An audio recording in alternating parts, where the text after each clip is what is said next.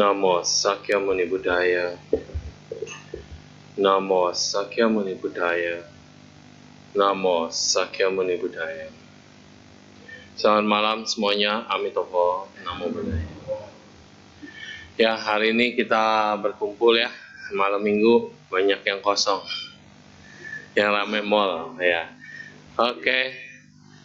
Dalam hidup ini banyak hal yang bisa membuat kita terhambat atau halangan dalam hidup.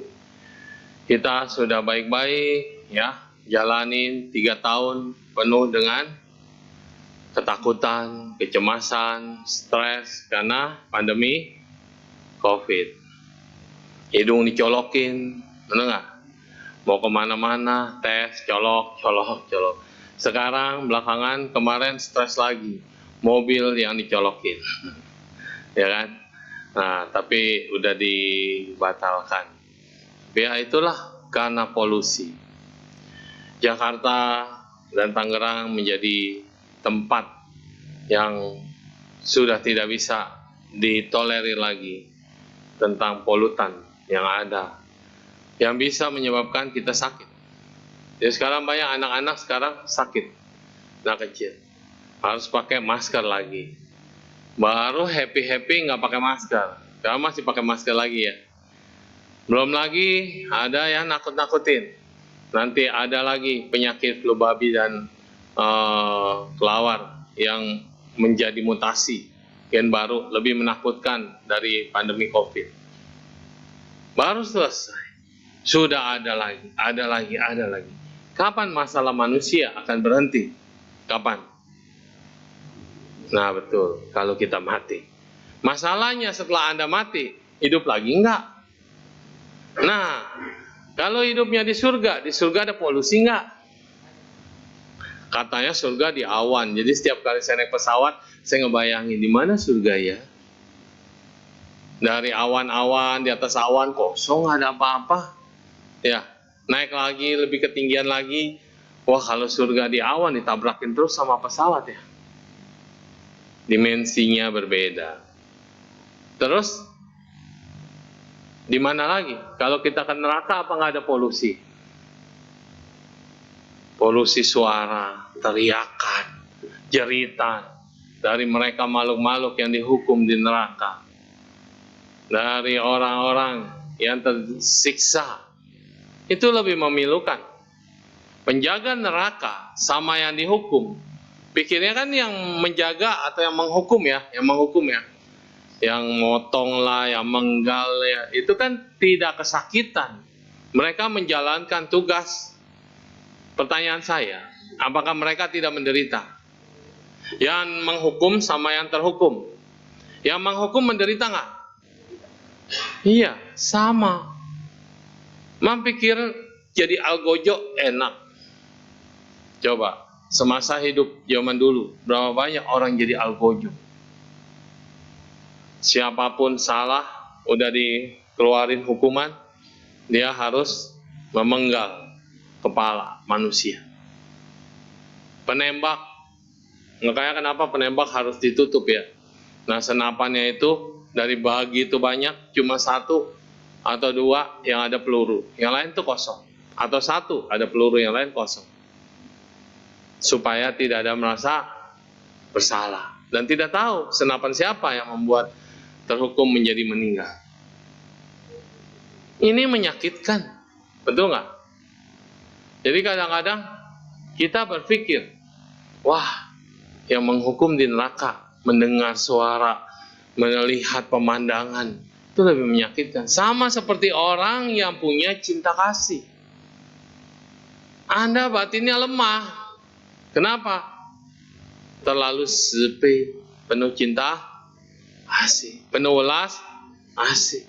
Bos marahin orang lain, bos loh, bos Anda marahin orang lain, teman sekerja atau siapa, anak buah atau OB, dengan suara dan pemandangan yang kurang mengenakan. Orang lain yang kena kok. Anda tersentuh nggak? Tersentuh itu bukan kantung doang, kantung yang hal yang baik, tapi tersentuh itu menghenyakkan kita. Kuping kita jadi panas, hati kita jadi tidak tenang. Padahal bukan Anda yang diomelin. Betul nggak? Kepikiran nggak? Itulah orang yang punya cinta kasih. Tahu lemah. Ada lagunya. Apa ya? Ni te xin tai ruan, xin tai ruan. Ya betul nggak? Hatimu terlalu lemah. Sehingga ketika kita lemah, kita tidak nyaman. Nah, itu polusi hati bukan? Jadi ketika kita berbicara tentang di luaran, tentang polusi yang di luaran yang menyebabkan orang terganggu, tapi yang lebih berpolusi adalah manusia. Siapa penyebab polusi? Manusia. Siapa yang menyebabkan kita jadi sakit? Ya kita juga. Coba kalau tidak ada kendaraan, kayak zaman COVID-19, Anda lihat Jakarta bisa melihat awan yang putih, langit yang biru. Sekarang bisa lagi nggak? Gunung-gunung bersih, nggak ada yang berani. Semua penambangan berhenti total. Semua ekonomi hampir berhenti total. Alam lagi bernafas. Alam sedang memulihkan dirinya. COVID berhenti. Manusia beraksi. Alam menangis lagi.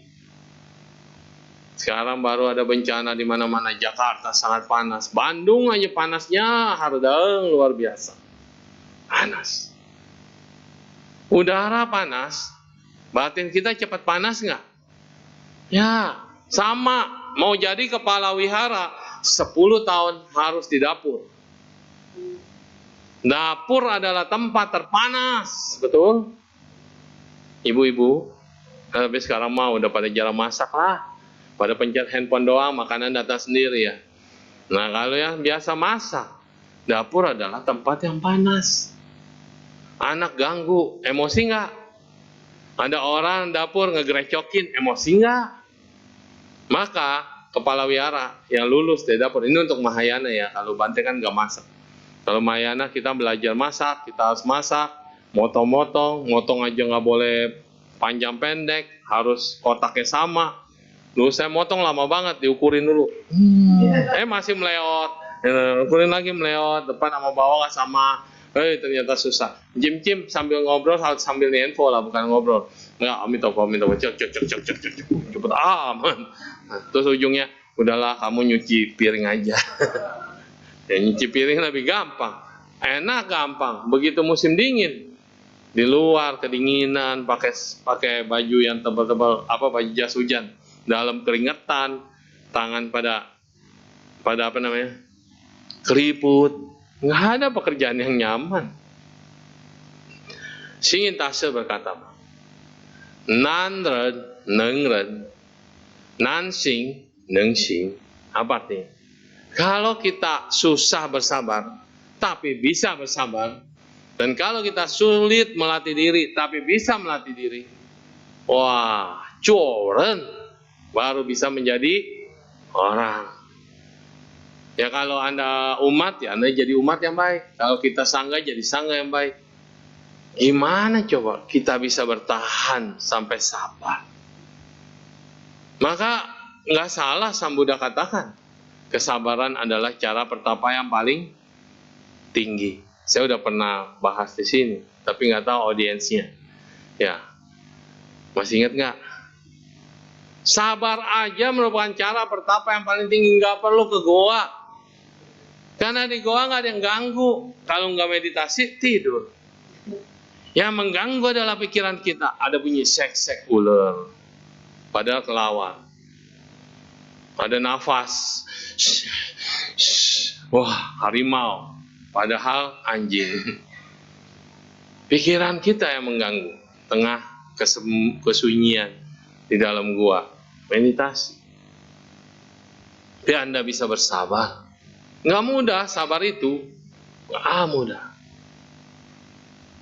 Orang sabar pasti kesel. Benar nggak? Orang yang sering dicifu, yang sering ditekan, yang sering diinjek-injek, orang sabar apa orang jahat? Sabarlah, kalau orang jahat baru ditoel dikit udah bacok dia. Mana ada yang berani? Baru di ngomong dikit melotot dia. Betul? Kalau yang orang sabar, ya udah. Anak yang baik sama anak yang udah biasa ngelawan orang tua?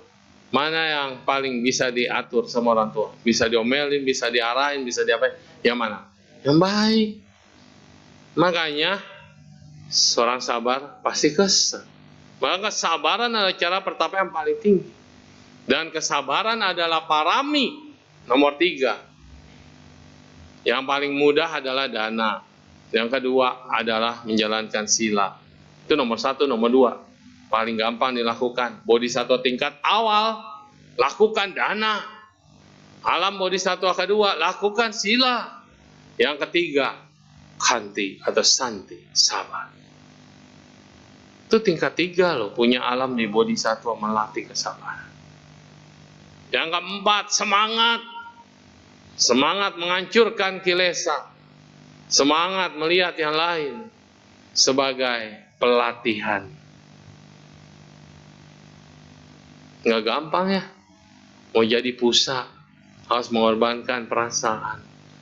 Mengorbankan diri kita. Nggak mudah. Maka pelatihan untuk jadi manusia ada levelnya, ibarat main game.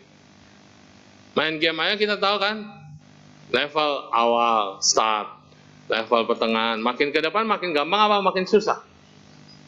Hidup pun demikian. Kalau Anda tahu main di game, apa anak-anak sekarang main apa sih nggak ngerti ya, yang penokohan, dia harus kumpulin apa, terus kemudian senjatanya di-upgrade, diapain gitu kan, supaya apa? Bisa naik kelas terus, bisa naik level terus. Nah kita juga sama apa bedanya. Maka untuk menjadi bodhisattva dibaratkan seperti paramita,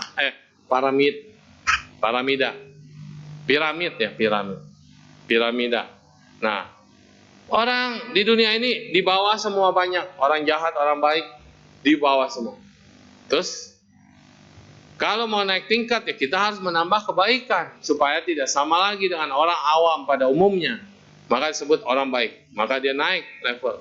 Lebih sedikit apa lebih banyak jumlahnya? Ya mengerucut kan.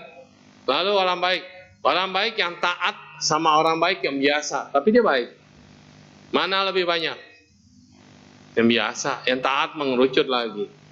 Yang taat, yang benar-benar menjalani, lebih dikit lagi. Yang benar-benar mencapai kesucian, lebih dikit lagi. Yang benar-benar bisa melepaskan, lebih dikit lagi. Akhirnya cuma satu di ujung top, yaitu Anuttara Samya Sambodhi, mencapai kebuddhaan. Ini kalau umat Buddha dikatakan, umat Buddha kenapa minoritas ya, sedikit banget.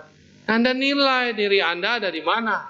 Di orang awam, atau yang sedang praktek, atau yang sedang menjalani tapa brata, meditasi dan segala macam, atau Anda sudah memasuki arus. Maka inilah konsep piramida, tidak akan ketukar. Dengan demikian kita punya semangat.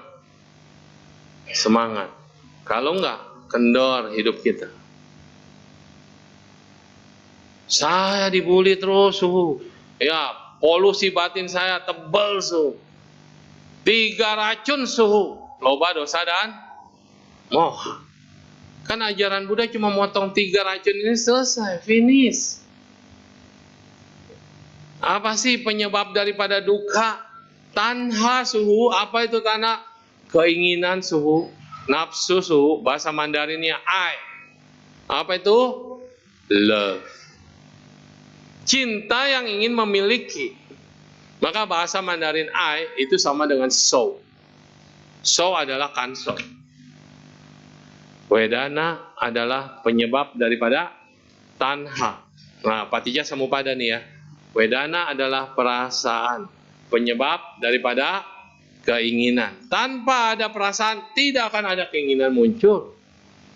So, garis ini 1, 2, 3. Ini simbol ceker, cengkeram. Jadi artinya, apapun yang dengan pusaunya seperti ini adalah dicengkeram. Berarti melekat, cengkeram. Bawahnya atap, bawahnya yo. Segala sesuatu yo sama-sama dicengkeram. Adalah perasaan. kanso teso wedana. Wedana pacaya tanha. Tanha dalam bahasa Mandarinnya sama tulisannya. Hebat ya. Sama, atasnya juga gini, cengkram, terus ada tutup, atap, bawahnya juga yo, tapi ada garis dikit, artinya seperti pengyo teyo. Tengahnya diisi sama apa? Hati, sin. Ini fantice ya, bukan centi, fantice. Bahwa tengahnya ada sin. Jadi perbedaan antara kanso punya so sama ai cuma beda tambah hati plus. Artinya perasaanmu benar-benar disimpan di hati, itulah tanha. Ketika kita ingin memiliki sepenuhnya, kalau perasaan biasa aja, nggak ada ingin memiliki, itu biasa aja. Tapi ketika saya ingin memiliki teman saya, ingin memiliki orang lain, ingin memiliki siapapun menjadi apanya saya, berarti tanha sudah mulai ada, betul? Kalau tidak ada keinginan, nggak ada perasaan, biasa aja. Apa hubungannya sama saya? Maka tidak pernah akan mengganggu kita. Yang membuat mengganggu kita ketika kita meletakkan itu semua dalam pikiran kita. Bahasa Mandarin dalam sin, dalam hati kita. Maka itu sudah menjadi nafsu, keinginan. Tanha menyebabkan apa? Upadana. Upadana adalah zezhuo atau kemelekatan. Makin ingin, makin melekat. Kalau Doraemon enak. Aku ingin begini, aku ingin begitu. Inginnya banyak sekali. Tapi dia punya kantong ajaib. Apapun bisa dikeluarkan. Tapi kita nggak punya. Saya banyak kantong nih. Ini nggak ada yang bisa saya inginkan muncul dari kantong ini. Maka Doraemon tidak pernah punya masalah. Yang bermasalah selalu si Nobita. Betul kan? Kita pingin ini, pingin itu. Banyak. Lahir, tua, sakit, dan mati. Siapa bisa pungkiri? Ini mah udah duka yang paling berat. Ini harus, mau nggak mau harus diterima. Jangan dibantah.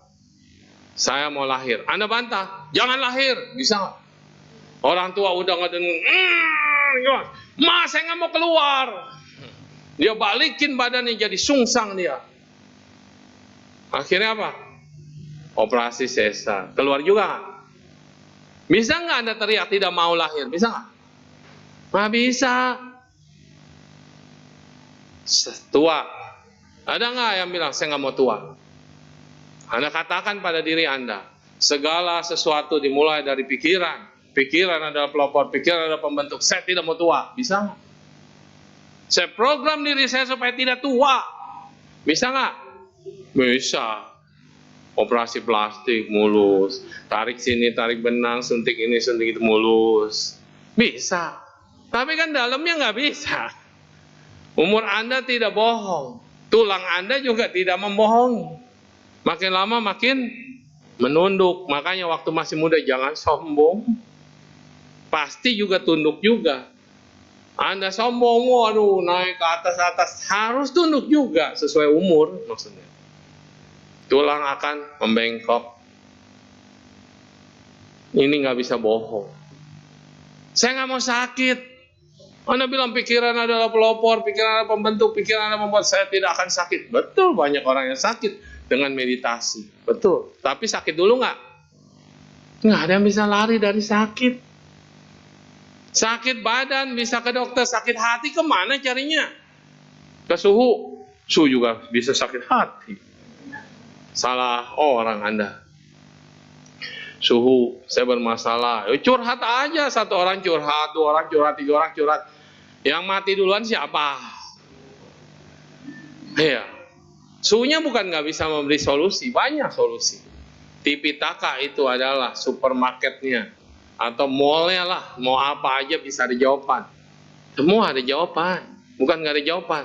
Tapi satu orang nyampah, dua orang nyampah, tiga orang nyampah. Saya jadi apa? Tempat pembuangan sampah akhir. Anda boleh cek dimanapun, namanya TPA. Tadinya itu apa namanya ya? Kayak lembah gitu ya. Turun bekas galian pasir atau apa itu drop. Apalagi kalau orang Tangerang, orang Sewan itu apalagi. Kalau Anda pergi ke pembakaran mayat di Sewan, depannya itu TPA. Waktu saya kecil, itu galian pasir.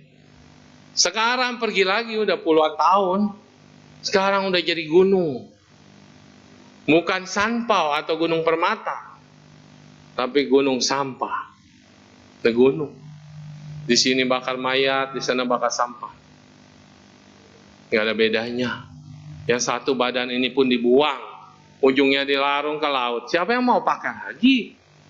Yang satu sampah dari manusia dibakar lagi, nggak bisa didaur ulang. Ini sampah. Manusia pun akhirnya jadi sampah. Semua orang nyampah ke sini. Siapa yang stres? Suhu, nggak kasihan apa? Makanya susu itu rajin ceramah supaya didengar.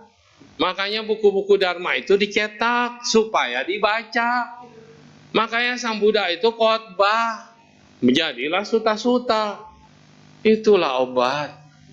Udah tahu masih nanya. Udah tahu hidup adalah duka, masih nanya, suhu kenapa saya menderita ya? Kalau kamu tidak menderita, nama kamu jadi Buddha. Suhu aja masih menderita. Saya sedih suhu, nangis mulu. Emang suhu nggak bisa nangis? Sama, selama kita belum memasuki arus. Yang kita masuki malah harus apa? Harus samsara. Kalau para orang suci memasuki arus lautan Dharma, kita masuk arus lautan samsara. Maka tugas kita apa? Berat. Tugas kita adalah menyelesaikan masalah yang ada dalam diri kita. Upadana adalah kemelekatan. Sumber daripada semua masalah, yaitu duka ya. Sumbernya adalah tanha. Dan tanha ini menyebabkan apa? Nih, mencengkeram. Tadi baru begini, tiga kaki kan, elang kakinya berapa? 3 atau 4, ada jalurnya deh. Dia mencengkeram. Udah dicengkeram, makin kenceng, pakai 5 tangan. Ini adalah upadana. Anda lihat kalimat belakangnya apa? Dana, depannya upa. Jadi untuk supaya kita bisa belajar melepaskan, udah ada jawabannya di situ. Di mana? Dana. Maka dana paramita sesungguhnya adalah belajar melepas. Bukan belajar ngasih duit. Pengertian melepas di sini. Kita punya uang. Ini kita dengan usaha sendiri, dengan keringat sendiri, pikiran sendiri, itu menjadi uangmu. Apakah betul-betul ia milikmu? Kalau uangmu adalah milikmu, tanda tanganin aja semua uang. Punyamu kan? Tapi nyatanya kita pun harus keluar. Yang tadi ditandatanganin keluar. Harus diberikan, harus dikeluarkan. Kalau orang tidak pernah berdana, maka dia akan ditarik paksa kekayaannya. Gimana caranya tarik paksa, Su? Anda nggak tahu? Todong, copet, rampok, kebakaran, bencana, harta Anda hilang nggak? Itu tarik paksa. Kalau orang yang sering berdana, ada ditodong, tiba-tiba penjahatnya ngelihat yang lebih ada potensi, lewat dia, nggak jadi. Satu bus, matanya udah ke Anda, tiba-tiba nodongnya orang lain. Pernah begitu? Pernah. Ada mau begal. Mau dibegal, tiba-tiba nggak jadi, ada polisi. Ini buat orang yang senang melatih dana paramita akan terlindung. Terlindung, biasanya begitu. Kalau memang masih udah berdana, udah baik, masih kena apes namanya ya. Berarti kurang banyak, kurang baik. Kalau enggak, Anda akan terlindung. Karena sudah biasa berdana. Maka Anda tidak perlu khawatir tentang materi. Seandainya Anda susah, masih ada yang bantu. Hidupnya susah, tiba-tiba ada donasi. Ada yang bantu. Ada aja jalan keluar. Orang bilangnya kuijin. Padahal kuijin itu siapa? Ya karma baikmu sendiri. Nah, upadana kemelekatan lawannya adalah dana. Anda nggak pernah dana, Anda akan dipaksa keluar. Ngumpulin duit, pelit, nabung pelit, semua kumpulin. Habisnya di mana? Rumah sakit. Emang ada rumah sakit yang murah? Murahan dukun suhu. Ke rumah sakit ditanya, sakitnya apa? Mending ditanya gitu. Periksa ini, periksa itu. Semua diperiksa. Sakitnya pusing kepala, otaknya di MRI. Padahal minum bodek bahaya. Padahal dia lagi stres, padahal masuk angin. MRI, cek darah semua, hilang. Apalagi kalau kita udah di opnam dengan kondisi sakit yang sangat parah. Ada makhluk yang menggerogoti kita katanya. Tumor, cancer, tinggal di dalam badan ini. Darah Anda harus diambil terus. Cuci darah. Habis. Ada orang sakit, jalan, nggak ngerepotin. Memang kena sakit, tapi nggak keluar uang banyak. Apalagi jantung. Wah, itu paling hemat, penyakit terhemat di dunia jantung ya. Kenapa? Orang jantung langsung kan, kecuali sempat diselamatkan. Buru-buru dibawa rumah sakit jantung, dokternya bagus, bypass, selamat hidup Anda. Tinggal keluar berapa ratus tiau. Mendingan makan kue tiaw daripada cepet tiaw, nopet tiaw keluar. Selamat hidup Anda. Ini buat orang-orang yang tertentu, ninggalin dia tidak mau membebankan anak istri. Cuma yang ditinggalkan yang stres, yang ditinggalkan yang nggak bisa nerima, cepet amat perginya. Padahal itu pergi yang paling cepat. Benar nggak? Kan manusia lucu. Dikasih yang cepat enak, keluarga nggak terima. Dikasih yang lama, keluarganya menderita.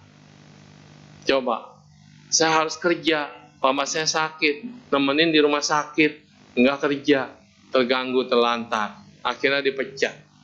Papa nggak berhenti sakit, terus kepanjangan, akhirnya nggak kerja. Menderita nggak? Menderita kan? Capek nggak? Capek. Ada lagi yang tanya kemarin, jadi karena ngerawat orang tua ya, saya nggak dapat jodoh. Gimana nggak ada waktu? Kalau mama ditinggal, ya nggak bisa. Terus mama udah meninggal, umur saya udah tua, mana ada lagi yang naksir? Akhirnya gimana? Ya udah, meninggal single fighter. Sekian pukul, wah kata dia, waktu nggak cukup. Masalah, nggak berbakti sama orang tua, susah. Ada yang bilang, saya tinggal sama orang tua, sama-sama nih sama orang tua hidupnya, biayain orang tua, semuanya udah nggak ada masalah sebetulnya. Tapi orang tua tidak pernah puas sama saya. Selalu mengatakan saya tidak berbakti, selalu membuat saya selalu salah dan tertekan. Akhirnya saya putuskan, apakah saya tinggalin orang tua saya, saya pergi aja yang jauh merantau atau kos di mana. Terus kalau saya pergi, orang tua siapa yang ngerawat? Saya dibilang lagi anak durhaka. Tinggal bersama, saya yang durhaka. Ditinggalin, saya juga durhaka. Gimana pusing kan? Itu namanya Yencing Caicu. Tahu Yencing Caicu? Musuh-musuh yang lahir dalam kehidupan ini. Bisa dia menguji kita, bisa dia menghadang kita, bisa dia menggerogoti kita, bisa juga dia menghancurkan kita. Tapi semua itu harus kita terima. Karena itu semua adalah bagian dari hidup kita. Itu kata Buddha. Benar? Benar kan? Milikmu loh. Tidak akan ada yang datang kepadamu kalau bukan itu milikmu. Amin. Orang tetangga langsung bilang amin. Umat Buddha melongo. Itu adalah fakta, kenyataan. Tetangga selalu bilang bersyukur. Umat Buddha kagak pernah dia ngomong santuti. Merasa puas dan berterima kasih. Ada nggak yang selalu katakan merasa puas berterima kasih? Anak-anak sekarang dikasih apapun kagak pernah tuh ngomong sisye. Padahal di sekolah diajarin budi pekerti. Saya lagi ceramah nih, retret anak-anak. Baru ngomongin tentang budi. Baru ngomongin tentang bagaimana kita sebagai anak, bagaimana sebagai murid. Baru selesai. Istirahat dong. Ada ai-ai semuanya udah siapin makanan. Udah siapin piring, siapin apa. Dikasih. Satu pun mending bilang sisi atau ngeliat gitu. Nggak ada yang ngeliat, cuma ambil aja jalan, nyelonong, makan sendiri. Itu kagak dihargai mereka yang berdiri di situ. Saya bilang apa? Baru aja diceramain. Saya langsung teriak. Wah, penjaga Dharma muncul. Wan Kong Laila. Kaget semua. Baru diceramahin. Mana prakteknya? Mereka sih nggak minta untuk dihormati dan dihargai, tetapi kita mengerti bagaimana cara membalas budi. Bagaimana cara bilang, tatap mata ke, senyum ke, bilang terima kasih. Nggak ada, nah sekarang kayaknya udah hilang. Orang dulu coba, sampai sekarang orang Jawa, kalau ketemu orang duduk sini, masih kepala nunduk ya kan? Orang sekarang mana ada, bulak-balik, lewat depan orang tua ke, lewat depan engkong, semua lari-lari aja. Nggak ada sopan santun. Jadi siapa yang salah? Dulu anak takut sama orang tua, sekarang orang tua takut sama anak.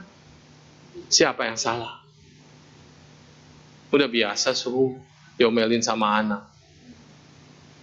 Dulu orang tuanya mau ikut kemana, mau pergi anak kemana, anak yang ditinggalin itu sedih loh.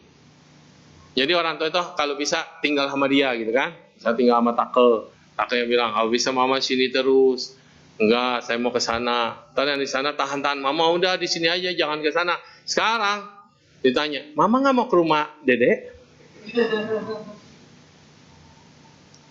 Terus mamanya mau berobat, aduh maaf, sopirnya dipakai buat nganter anak, nanti aja ya, atau cari dede aja. Ada yang sampai sudah kasih harta warisannya duluan. Akhirnya apa? Tak berdaya. Maka kalau bisa mau udahlah, anak punya jalan hidupnya sendiri. Uang Anda, harta Anda, gunakan sampai meninggal. Karena kalau enggak, kita bergantung sama anak. Karena air terjun nggak pernah ada yang dari bawah naik ke atas. Itu hukumnya. Selalu dari atas yang turun. Orang tua sayang sama anaknya, anak nanti sayang lagi sama anaknya. Nggak ada yang balik ke atas. Masa Buddha katakan kewajiban anak pada orang tuanya baru disebut sebagai berkah utama. Menghormat yang patut dihormat. Anda mau punya berkah, mau punya fupal, ya layani dulu dong yang kelihatan. Bante datang dari mana-mana disambut, disiapin ini itu. Orang tuamu inget nggak? Pagi-pagi udah siapin macem-macem.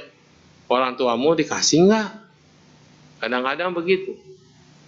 Bante bisa namaskara kita sama anggota sangga.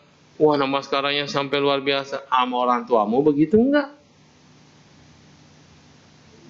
Jangan dibalik. Sang Buddha katakan, orang tua adalah arahat yang hidup di rumah. Gimana Buddha bisa ngomong begitu kalau tidak ada alasannya? Ratu Mahamaya 7 hari setelah melahirkan, meninggal. Siddhartha Gautama tidak pernah merasakan diasuh oleh ibunya sendiri. Yang ngasuh adalah bibinya, yang dianggap sebagai ibu sambung. Dia sudah memberikan bakti kepada ibunya. Ibunya pun memohon untuk menjadi bikuni. 3 kali ditolak, akhirnya diiyahkan. Itu adalah cara membalas. Tapi Ratu Mahamaya ada di mana? Di surga. Surga yang keberapa? Keempat. Tinggi. Kenapa Buddha tidak membalasnya setelah meninggal?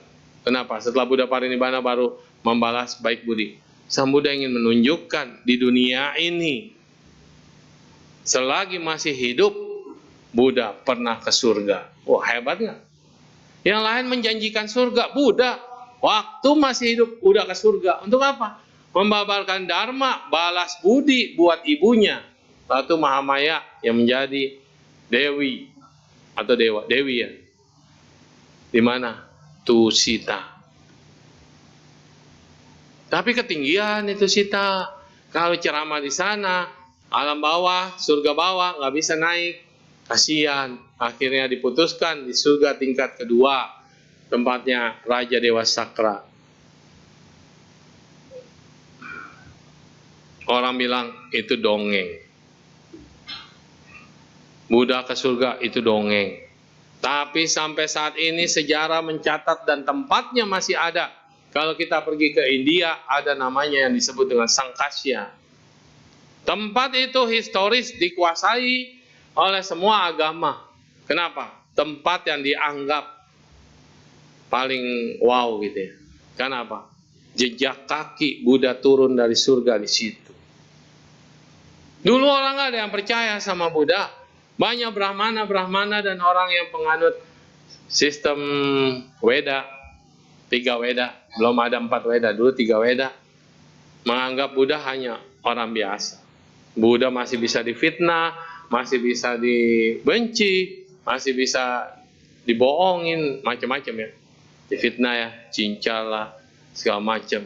Tidak suka, Buddha tidak ada yang mau ngasih makan. Pernah. Tetapi saat kejadian Buddha turun dari surga, sebelah kanan, wah emas, tangga emas. Sebelah kiri, tangga perak. Tengah, cahaya yang sangat luar biasa. Sebelah kanan, Maha Brahma. Yang dipuja oleh masyarakat pada saat itu, mengawal Buddha. Sebelah kiri, Indra, Dewa Sakra. Yang dipuja oleh setiap orang, Dewa Indra. Mengawal Buddha. Luar biasa nggak? Itu dia. Yang satu yang dianggap sebagai pencipta, yang satu yang dianggap sebagai pengatur bumi, penjawab doa. Ngawal Buddha. Berarti luar biasa nggak? Saya sih nggak mandang itunya biasa atau luar biasa. Tapi yang luar biasa adalah Buddha masih mau membalas kebaikan ibunya. Fumu Enpau Chung. Bagaimana cara membalas budi orang tua? Walaupun orang tua kita telah meninggal. Kemarin bulan 7 suhu, semua pada bilang bulan hantu, bulan setan. Hei, yang lebih menyeramkan adalah setan yang kelihatan. Orang sembahyang, kasih persembahan, buat kasih makan hantu. Ada kalau kita yenko atau kita mengsan atau puse, ini kita lempar-lempar makanan. Yang ngerebutin siapa? Sembahyang rebutan. Yang rebut siapa? Setan mah kagak kelihatan. Ada nggak setelah kita sembahyang udah nongeng semua? Wah, keren. Tiba-tiba apelnya coak sebelah, terus tiba-tiba semuanya udah terbuka, bijinya doang, jeruk udah beres semua. Ada nggak? Nah, setan masih sopan santun. Kagak merusak altar kita. Ini manusia langsung berebut. Lebih serakah daripada hantu. Bulan 7 katanya jangan ngapa-ngapain, jangan nikah, jangan kemana, jangan ngapain. Kalau jalan jangan nengok ke belakang. Banyak bencana, banyak kecelakaan. Lah, dari bulan 1 sampai bulan 6, bulan 8 sampai bulan 12, rumah sakit nggak pernah sepi. Benar nggak? Boleh cek nih kita nih. Orang yang percaya ciong-ciongan nih ya. Percaya ciong ya. Nah, tahun ini ciong apa? Tahun ini ciong apa? Kita cek rumah sakit. Apakah cuma sio itu semua? Hah? Semua sio ada nggak? Bener nggak? Ada. Cuma memang yang lebih khusus diperhatikan sio yang ciong. Lebih hati. Tapi yang lainnya sama. Terus bulan lain emang kagak ada hantu? Ada. Terus kalau buka tutupnya cuma bulan 7, berarti 1 sampai 6 kagak ada yang masuk neraka. Terus 8 sampai 10 juga nggak ada yang keluar dari neraka atau masuk neraka. Nah, enggak. Tapi ini simbol tradisi. Tradisi menghormat. Jangan bilang itu tidak bermanfaat. Orang bilang sembahyang, silabata paramasa, usoteu. Sila itu apa? Moral.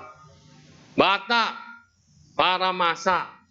Jadi sila bata paramasa bukannya upacara sembahyang bisa membebaskan, tapi sila dulu ada sebelum zaman Buddha, itu menganggap bahwa sapi ini tidak pernah melakukan perbuatan jahat, maka sapi dianggap sebagai dewa kan? Sapi makannya apa? Rumput. Terus sapi ngapain? Bajak sawah. Terus sapi ngapain? Dibikinlah sila sapi. Ini ada, Niu Cie namanya. Ini ada.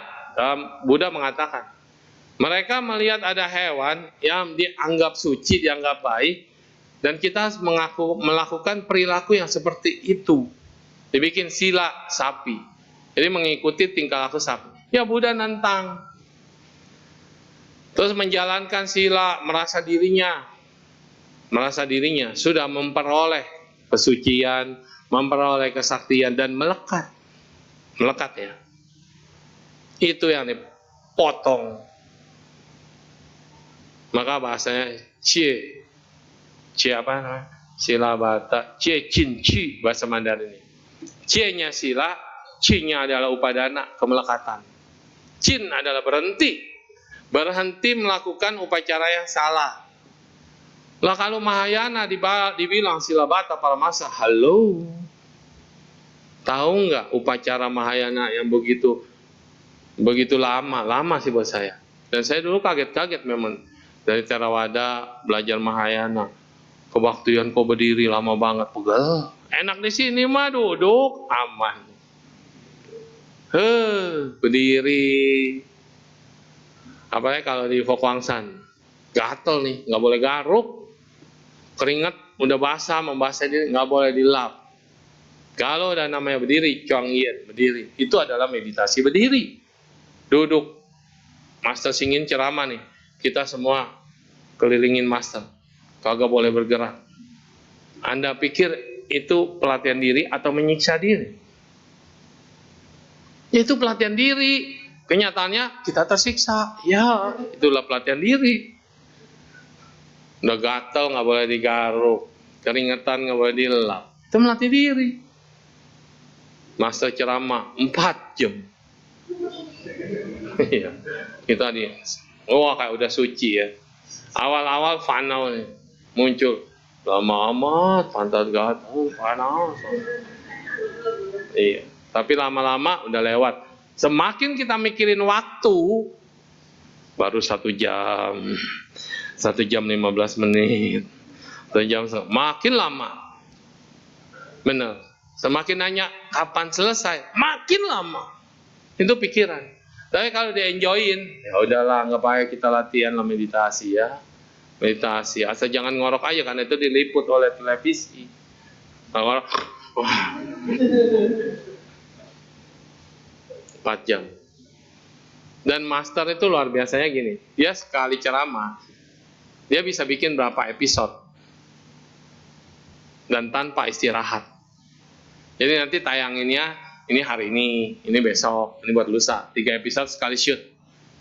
Masternya mah udah terlatih, Master Singh udah luar biasa, terlatih. Dia tangannya nih patah nih, dokter suruh pakai ini apa namanya, yang jagaan itu ya. Iya, suruh pakai itu nggak mau. Dia lebih baik begini pegang tasbih, tasbihnya kan panjang, dia nggak bergerak. Gini. Dokter bilang jangan ceramah, batalin aja. Ribuan orang sudah menanti.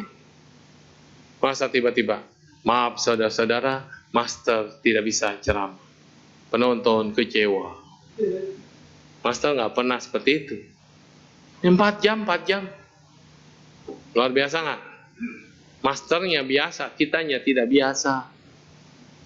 Ya begitu. Ini murid-murid. Jadi luar biasa ya.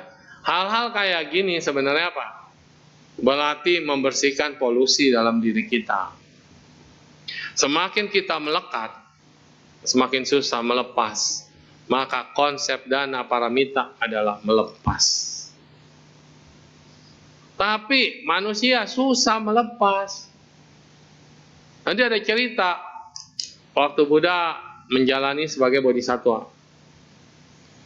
Tekad saya adalah dana paramita dalam kehidupan ini. Siapapun yang datang pada saya tidak akan abaikan, nggak berkata tidak gitu.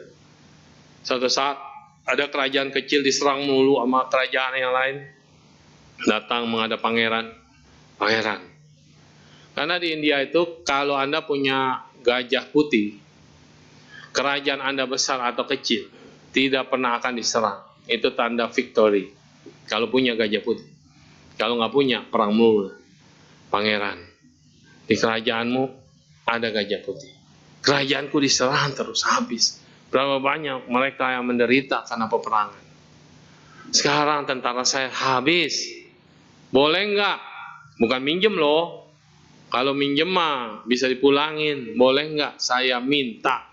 Kenapa diminta? Karena semua orang tahu Anda punya gajah putih dan tidak bakal diserang. Boleh nggak? Saya minta. Haya. Apa yang ditanya, apa yang diminta tidak boleh berkata tidak. Sudah tekad bodhisattva, sudah dikasih. Raja marah. Dengan pangeran, hak apa memutuskan? Raja marah, diusir sekeluarga. Istri, anak ikut. Istriku, anakku, kamu tahu dalam kehidupan ini saya melakukan dana paramita. Ya. Jadi, maukah kalian tetap ikut keluar dari istana? Iya, wah hebat. Mereka juga pusat kan bodhisattva. Jalan keluar, ada pengemis tua, bukan pengemis pertapa tua, udah sangat renta tua, melihat istrinya. Inilah perjalanan. Hai, pemuda gagah, aku sudah renta, tongkatku sudah tidak cukup menopang. Istrimu cantik juga ya. Boleh nggak menemani sisa hidupku, merawat aku? Boleh nggak? Nah, Anda udah bertekad dana paramita loh.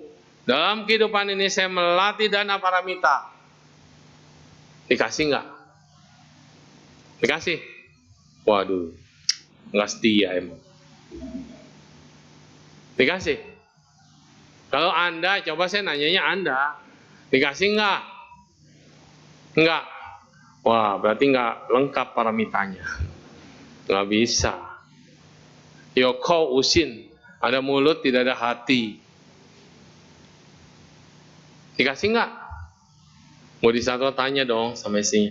Istriku, kamu tahu tekadku? Iya. Sekarang ada yang minta untuk melayani dia. Maukah? Dicerita sih begitu. Ya, ikut. Tinggal anaknya ikut. Anaknya bilang loh, anakku, kamu tahu gini, ya, apa Anda bersedia jalan bersamaku tidak dengan mamamu? Iya. Cerita. Saya kan ngomong cerita ya. Saya kan nggak tahu, belum lahir zaman itu. Jadinya terus kemudian jalan lagi mereka berdua. Ketemu sama saudagar kaya di tempat penjualan anak. Mahal kan anak-anak? Budak mahal. Begitu lihat ini, wah tulang yang bagus. Hai pemuda, anakmu ini punya badan yang bagus, luar biasa. Boleh nggak aku miliki? Karena beli di sana terlampau mahal, tidak punya uang. Boleh nggak?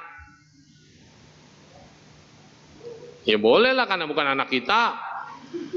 Coba anakmu ditanya begitu, boleh nggak? Hah? Nah inilah manusia. Anak orang disuruh jadi biku, jadi suhu. Anak sendiri, awas ya jangan macam-macam. Ya kan? Anak orang boleh nggak diminta? Ya boleh. Anak orang. Anak sendiri boleh nggak? Enggak. Anakku, maukah kamu ikut melayani? Mau. Ya udah. Udah hilang istri, udah hilang gajah putih, istri, anak. Tinggal dia jalan sendiri. Akhirnya ketemulah teman sahabatnya, kerajaan lain, kerajaan seberang. Pangerannya berkata, hai, kenapa kamu sendirian datang? Cerita lagi gini. Wah sudah, saya akan berikan satu daerah kekuasaan buat kamu di sana. Wah, dapat pupau ya, sama baik. Ya udah, sampai di sana, Dewa Sakra Indah muncul bersama istri, bersama anak dan gajah putih. Ternyata kamu lulus. Yang ngetes itu siapa? Indra nih memang. Ini namanya Indra. Indra Dewa Sakra datang ngetes berupa kerajaan lain, berupa pertapa, berupa saudagar, hanya mau ngetes kesungguhan dari dana paramita. Untungnya yang ngetes Indra jadi balik semua. Kalau enggak, balik semua enggak? Enggak mungkin. Tapi dia lulus. Nah, ini bedanya bodhisatwa dan kita. Jadi tenang, kalau bodhisatwa yang ngetes pasti Indra, kesungguhan atau tidak. Kalau kita yang ngetes, musuh kita, debt collector, yang lain. Iklan tuh muncul, ada kami dan bla bla bla itu ya. Sekarang jadi masalah tuh. Padahal waktu ngelihat iklan gampang banget. Gak punya duit, pinjam aja. Bunganya kecil, bla bla bla. Ujungnya bunuh diri. Stres nggak? Pusing nggak? Iklannya menjanjikan nggak? Muncul melulu iklan. Nonton YouTube muncul, lagi ceramah Sunungsu muncul. Halo. Lihat dong handphonenya. Gampang menjanjikan. Percayalah tidak ada yang namanya mudah di dalam hidup ini. Nggak ada yang namanya mudah. Mau minjem, mau mengutang maksudnya. Orang jadi baik banget. Tolonglah, kasihan saya. Mau nagih, galak banget. Itu hukumnya. Jadi kalau Anda memang punya dana paramita konsepnya siapapun yang datang pada saya meminta, Anda harus ingat, kalau Anda mau meminjamkan uang kepada orang lain, anggap aja itu dana paramita. Nggak bakal kembali. Kembali kalau memang dia mengerti balas budi. Tapi kalau orang udah susah, usaha juga kagak ada, kerjaan juga nggak ada, mau balikin gimana? Mikir dong, kan begitu ya. Iya, kecuali dia masih punya usaha, masih ada kerja, bisa balik. Ya kalau orang udah dibawa minjem, bilangnya minjem, udahlah danakan aja. Kalau Anda tidak bersedia, bilang maaf tidak bisa, selesai kasus. Jangan dipinjemin ujungnya lagi ditolak, marah-marah Anda malah manggil debt collector, peres dia. Nggak bisa. Nah gitu aja prinsipnya. Dalam hidup ini nggak ada yang mudah. Nah, intinya, paham? Polusi batin ini siapapun punya, dari anak kecil sampai anggota sangga semua punya polusi. Yang tidak punya polusi, Anuttara Samya Sambodhi. Berapa lama untuk menjadi Buddha? 4 asankaya, 100.000 kalpa. Nggak usah dihitung. 1 kalpa itu bumi hancur dari mulai terbentuk sampai hancur. 1 kalpa. 100.000. Berarti 100.000 kali bumi terjadi dan musnah. Nggak usah dihitung, nggak usah dipikirin. Lama banget. Lama. Mau menjadi Buddha lama. Jadi saya mau jadi apa, Su? Jadi arahat aja udah tenang. Yes, tenang. Tenang. Kalau paramita Anda nggak punya, boro-boro jadi arahat, jadi orang baik aja susah. Fu pao, fu te in yuan. Fu adalah berkah, blessing. Emangnya fu datang begitu saja? Kalau Imlek dipasang tulisan fu gede-gede, ditebalikin, namanya fu tao, tempel di tembok. Hoki lai. Gampang, datangnya begitu. Dari tulisannya aja udah susah. Kok bisa suhu depannya itu ipu? Ngomong-ngomong sampai jam berapa? Ngomong terus. Oh, berarti udah hampir waktuku tiba. Fu depannya aja baju, 1 mulut, bawahnya tien, ladang atau sawah. Dari tulisannya aja kalau Anda pengen punya baju, menafkahi mulut Anda bisa makan, harus garap sawah. Artinya apa? You harus kerja dulu, baru tuh dapat fu-nya.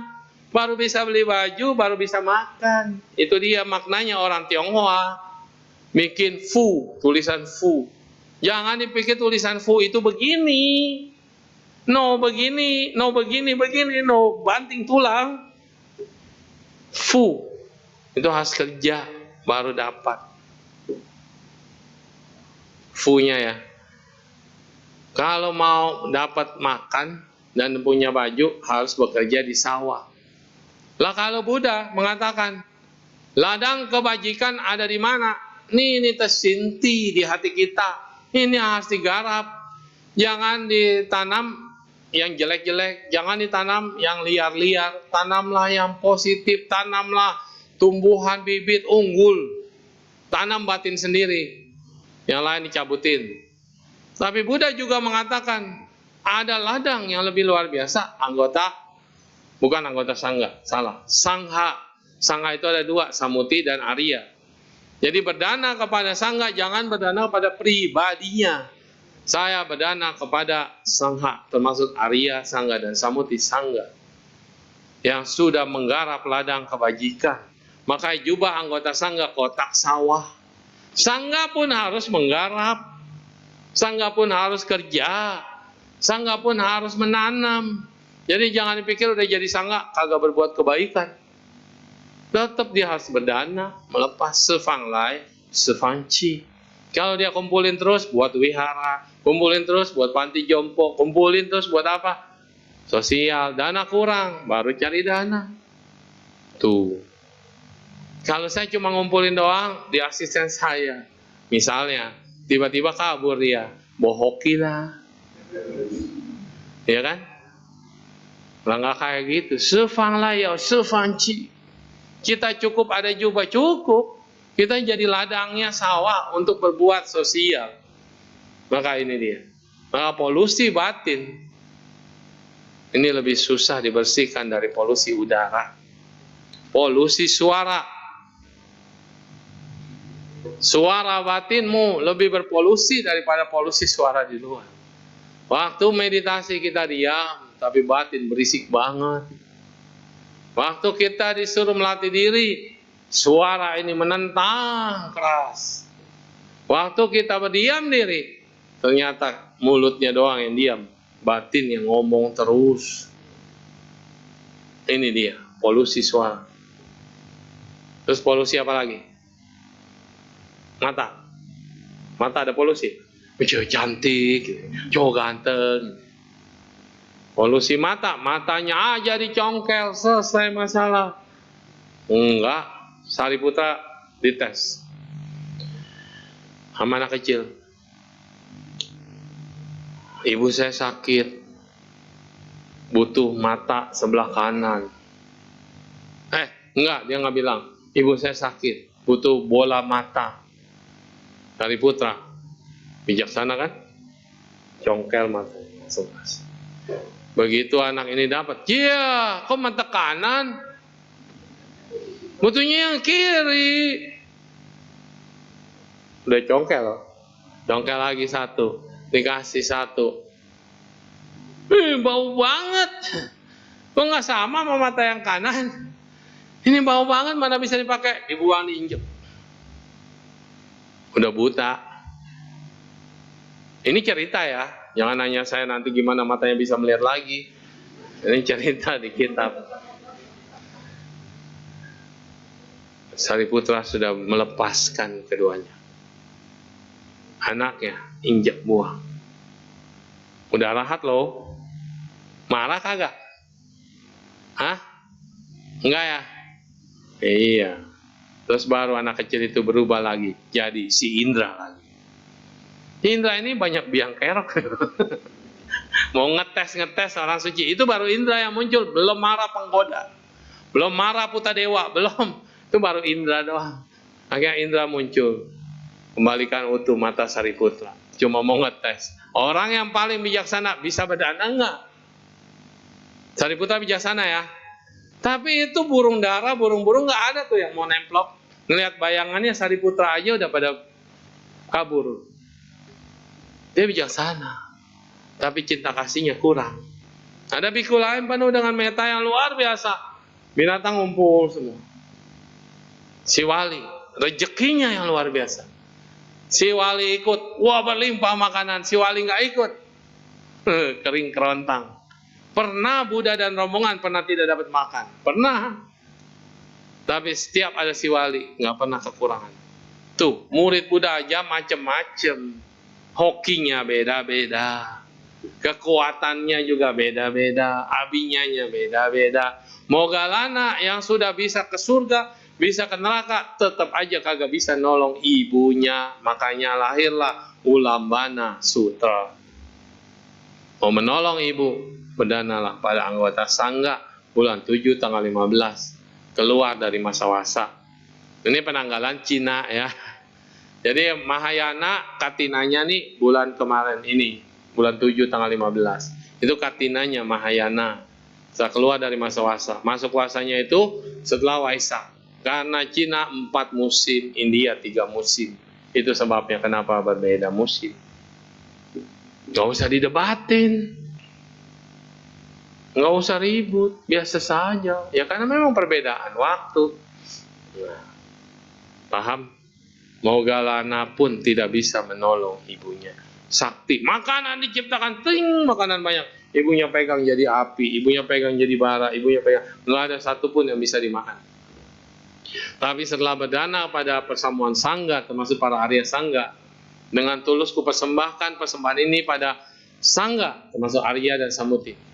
Maka saat itu ibunya bukan lagi kelaparan, langsung kenyang, nggak perlu makan tapi kenyang dan langsung terbebas. Api berubah jadi bunga dan bukan cuma ibunya yang terangkat dari neraka, satu rombongan berangkat semua keluar dari neraka. Cuma di agama Buddha Anda bisa keluar dari neraka. Umat-umatku pada pindah semua. Sedih nggak sih? Neraka itu cuma bayar utang, utang udah lunas, ya udah lanjut, next, dari neraka besar, next neraka sedang ada 500, keluar masuk, habis, next neraka kecil ribuan. Kalau ada sana keluarga yang dengan pikirannya, dengan keyakinannya dan ada bantuan dopingnya kekuatan dari Buddha dan Bodhisattva, maka bisa dia shortcut langsung keangkat ke alam bahagia. Jadi jangan ragu lagi, nggak perlu takut. Jadilah umat Buddha yang terus dicoba, yang terus menderita, yang terus sedih, yang terus merana, yang terus berpolusi.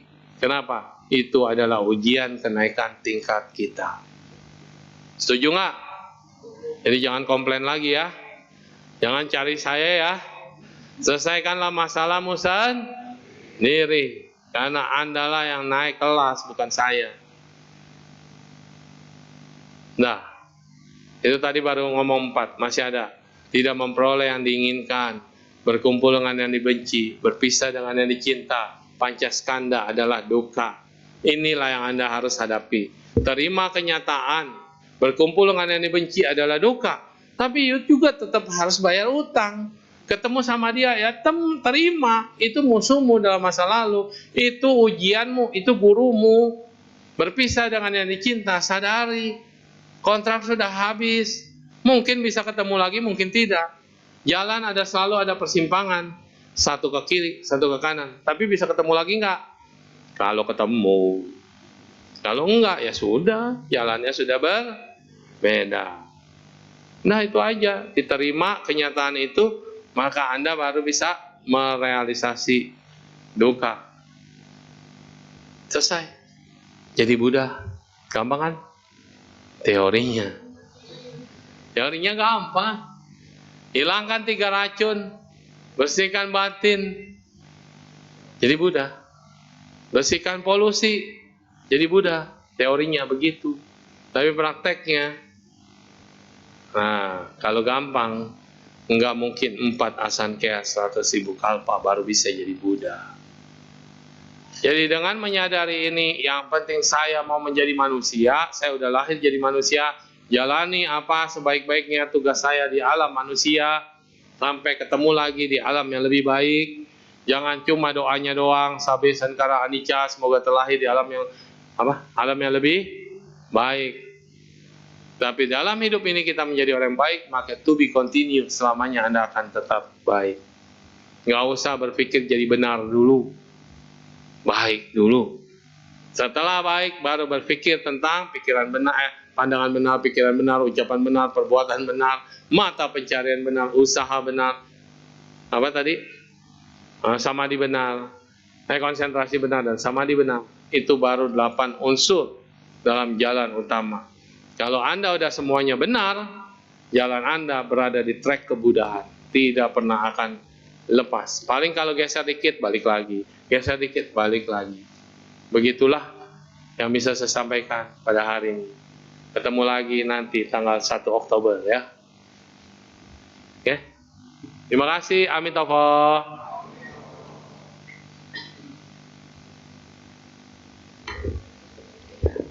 Baiklah Bapak dan Ibu, demikian Dhamma Desana yang telah disampaikan oleh Sehu Nungsyu. Kita ada sedikit waktu untuk tanya jawab bagi Bapak dan Ibu yang ingin bertanya secara langsung maupun secara tertulis kepada Suhu.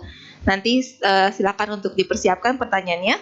Sambil menunggu pertanyaan yang masuk, mari kita nyanyikan satu buah lagu bersama-sama.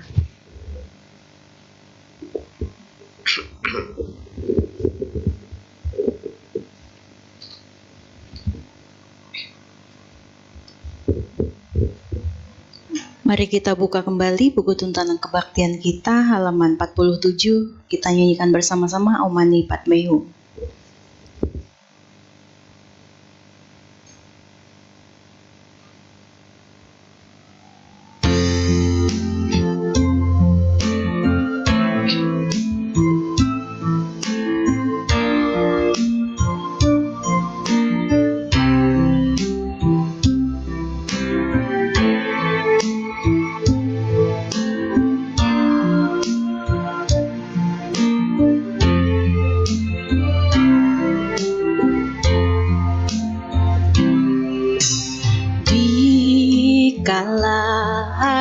Menjelang senja, mentari mulai tenggelam,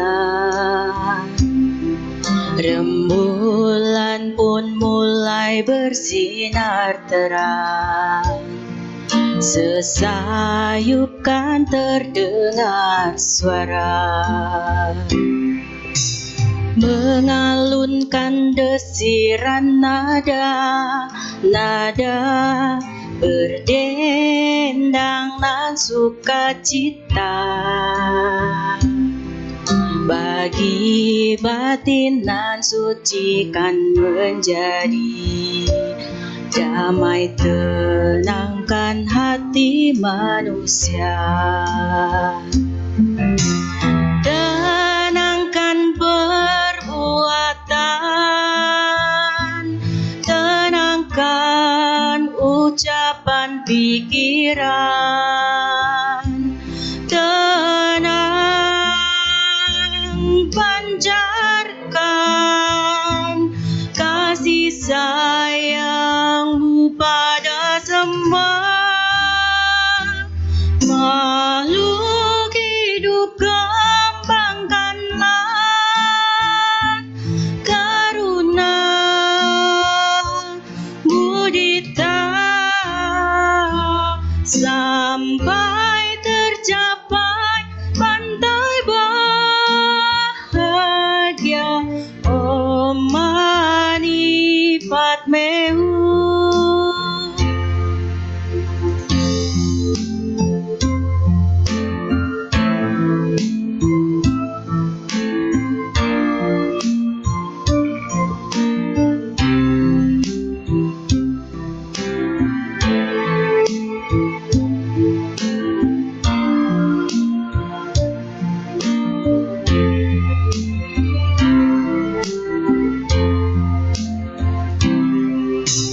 Mengalunkan desiran nada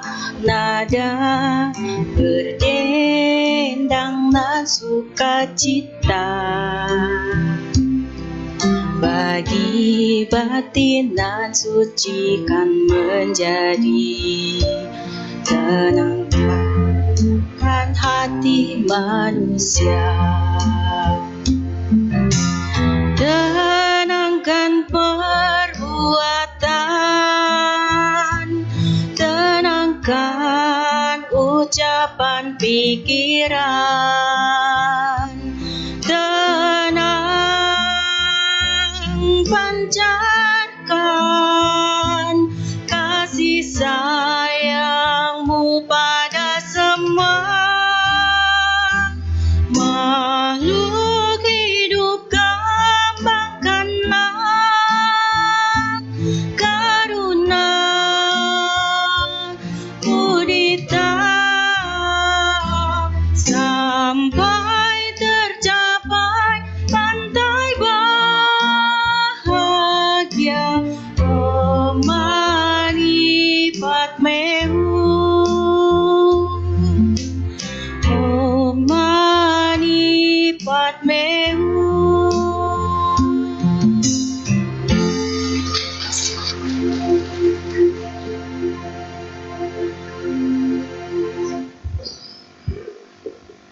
Baiklah Bapak dan Ibu serta teman-teman sedharma, tibalah sesi tanya jawab. Ada yang ingin bertanya secara langsung kepada Suhu? Dipersilakan.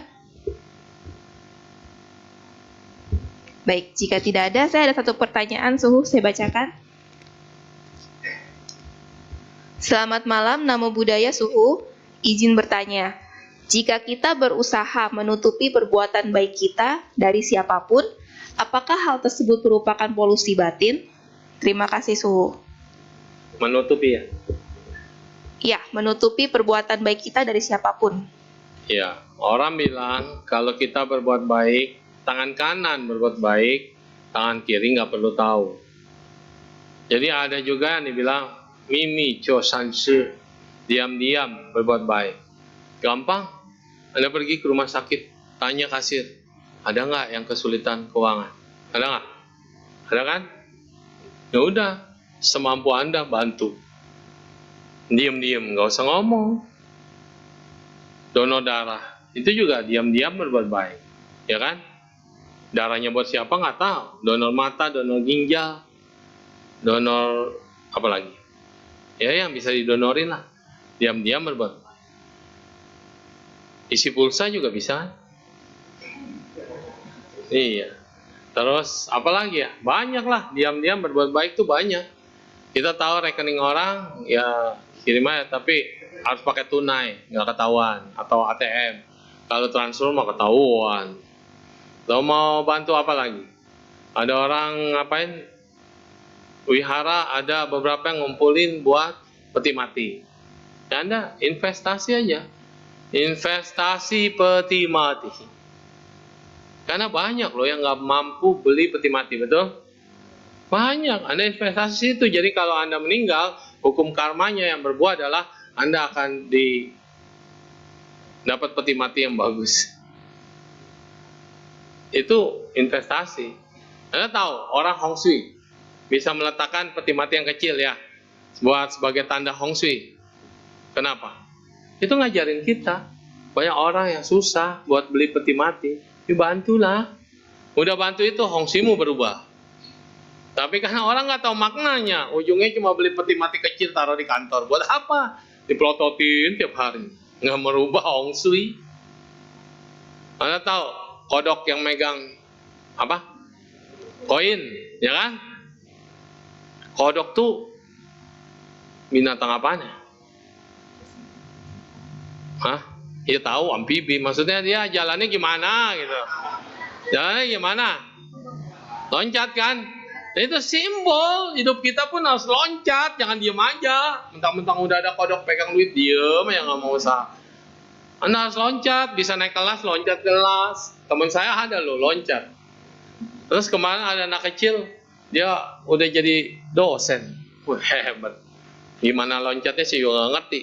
Saking pinternya. Hidupmu harus meloncat. Itu dia. Terus apa lagi ya? Apa lagi? Kura-kura emas. Terus punya tuh taruh di dompet yang kecil. Kalau nggak ada ke Bandung saya kasih. tapi stoknya udah tinggal dikit. Itu simbol kura-kura apa? Kura-kura changsoma, panjang umur, kecuali dia jadi PO. Nah, ditangkepin, sekarang ditangkepin. Nah, ada satu pulau itu makannya kura-kura, kasihan. Penduduknya kena banyak masalah terus. Dia nggak tahu karena bukan ajaran Buddha kan. Ada satu dari Taiwan datang rombongan mau melepas kura-kura. Akhirnya diajarin kenapa mereka fangsen. Oh, ternyata supaya nggak pendek umur, supaya nggak apa, supaya macam-macam. Kura-kura itu simbol binatang yang paling lama hidupnya. Tapi kura-kura atau penyu ya, penyu atau kura-kura itu simbol dari panjang umur satu. Yang kedua, jalannya pelan tapi pasti. Ada cerita kura-kura dan kelinci kan? Nah, yang menang siapa? Kura-kura mah jalan terus. Yang saya bingung di dunia ini luar biasa loh. Penyu itu dari pedalaman mana kan, samudra ya. Bisa pulang ke pantai untuk bertelur. Mau dia pergi kemanapun balik lagi, tempatnya pasti di situ ya. Gak bakal ganti-ganti tempat untuk bertelur. Gimana dia pakai GPS-nya ya? Kita berenang aja di samudra nggak tahu arah loh, beneran bingung. Bener, makanya dikatakan kura-kura itu seperti dewa. Gara-gara nonton Ukung, Dragon Ball. Jadi berbuat baik diam-diam, apakah itu termasuk polusi? Ya kalau Anda udah berbuat baik diam-diam tapi kepikiran, jadi polusi. Aduh, kok nggak ada yang tahu ya? Kok nggak ada yang muji ya? Kok nggak keluar namanya ya? Kok nggak disebut ya? Ya itu mah bikin polusi sendiri. Paham? Kayak lagu tadi sebagai lagu penutup, itu Su Xianxing yang aransemen dan bikin syair. Pernah diundang nggak? Nah, yang dari Bogor. Itu Su Xianxing tuh. Lomba cipta lagu Buddhis Dharmayana tuh kalau nggak salah ya. Yang main keyboard. Syairnya udah pas, itu jawaban hidup kita. Baca lagi syairnya, hafalin syairnya. Udah, penutupnya cuma Om Mani Padme Hum. Om adalah mantra penghubung semesta. Jadi nggak usah takut. Kalau Anda ada kejadian apa-apa teriak aja, Om, semua cowok akan nengok kepada Anda. Kenapa dek? Gitu kan. Itu udah mantra yang paling top itu. Untuk menolong dirimu. Ingat itu ya. Di jalan, di mall, kalau kerampokan atau ditodong atau teriak, Om, tolong! Gitu kan. Mantra itu yang paling hebat. Semua orang akan bantuan. Jangan sungkan-sungkan mengucapkan kata Om. Tapi jangan di depan para wanita. Percuma. Bukan Om yang lainnya dalam artian kata. Om ini adalah mantra dari dulu sampai sekarang. Penyatu. Maka disebut mantra pembuka. Dan mantra penutup adalah Hom. Hom adalah mantra penutup. Tengahnya Mani adalah Moni Paucu. Mutiara yang dimiliki oleh Buddha. Padme artinya teratai. Jadi teratai ini ada mutiaranya. Jadi Om Mani Padme Hum adalah kiasan tentang semua para bodhisattva, semua calon Buddha yang lahir dari kemunian teratai. Tuh. Jadi Anda nyebut kata ini Om Mani Padme Hum, salah nggak? Itu bukan mantra aliran kita, jangan dibaca. Terus kalau dibaca kenapa? Kalau nggak dibaca kenapa? Dengan membaca dan mengerti, makin paham nggak? Ketika Om Mani Anda bayangin, teratai, Mani Padme Hum, teratai, bunga teratai, tumbuh subur di tengah kolam. Itu Bante Sadanyano yang ciptain. Syairnya bagus, bunganya para dewa. Tuh, tumbuhnya di mana? Di lumpur, kotor, bau, dekil, tapi dia bisa keluar dari lumpur. Daunnya nggak ada yang bisa nodai. Keren? Kelopaknya pagi buka, sore kuncup. Benar nggak? Tahu malu dan tahu diri. Jangan mau terbuka, udah gede gua hebat, nggak mau nutup. Putri malu, kalau dia nggak disenggol, diem. Disenggol, langsung malu, tahu diri. Karena dia seorang putri. Ya kan begitu. Dalamnya masih keluarin biji. Daun-daunnya copot, bijinya mahal. Kita makan buat kesehatan. Akarnya buat obat kanker. Akarnya dipotong bolong-bolong. Hebat ya? Isi adalah kosong, kosong adalah isi. Tuh akar teratai. Obat dewa, pohon dewa, bunga dewa, semuanya dari akar sampai bunga. Bunganya kalau di Thailand, mama di Yunan itu digoreng jadi kayak teriyaki ya, kayak tepung digoreng, enak. Belum nyobain sih, cuma nonton di TV, rasanya enak, cus gitu ya. Nah, ya oke, ada lagi pertanyaan? Pasti udah pada lapar. Ya, kalau tidak ada, kita tutup ya. Kebaktian ini semoga dengan membersihkan hati dan pikiran, ucapan benar, semuanya benar dan benar pula cita-citanya. Semoga kita bisa menjadi sosok orang yang lebih baik lagi dari sekarang sampai selamanya. Semoga kita terus bercahaya dan menerangi semua makhluk yang dalam kegelapan. Tadiata Om Gate Gate para Sam Gate Bodhisoha. Tadiata Om Gate Gate para Sam Gate Bodhisoha. Tadiata Om Gate Gate para Sam Gate Bodhisoha. Amitofo.